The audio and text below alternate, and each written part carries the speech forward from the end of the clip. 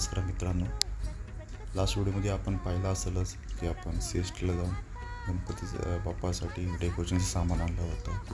रंगबिरंगी फूल आणले होते, रंगबिरंगी पडदे आणले होते, लायटिंग्स आणल्या होत्या, तोरणस आणले होते. ते सर्व मटेरियल आणून आपण घरी बाप्पाच्या डेकोरेशनसाठी तयारी केली होती. सर्वात पहिले आपण डेकोरेशनची अरेंजमेंट केली होती. त्यानंतर पडदे अंतरले होते. त्यानंतर बॅकग्राऊंडसाठी आपण फूल आणले होते, ते लावले होते आपण. त्यानंतर साईडला आपण लायटिंग्स लावल्या होत्या.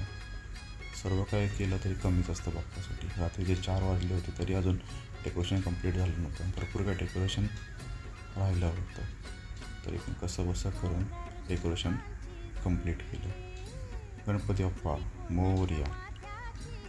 तर कसं वाटलं मित्रांनो डेकोरेशन, मला कमेंटमध्ये सांगा. दुसऱ्या दिवशी पहाटेच गणपती बाप्पाला आपल्या डेकोरेशनमध्ये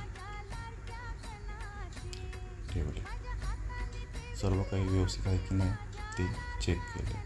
जे काही आपण डेकोरेशन सामान आणलं होतं ते सर्व आपण केलेलं.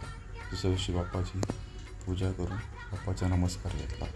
गणपती बाप्पा मोरया. तर मित्रांनो कसं वाटलं मला सांगा. धन्यवाद.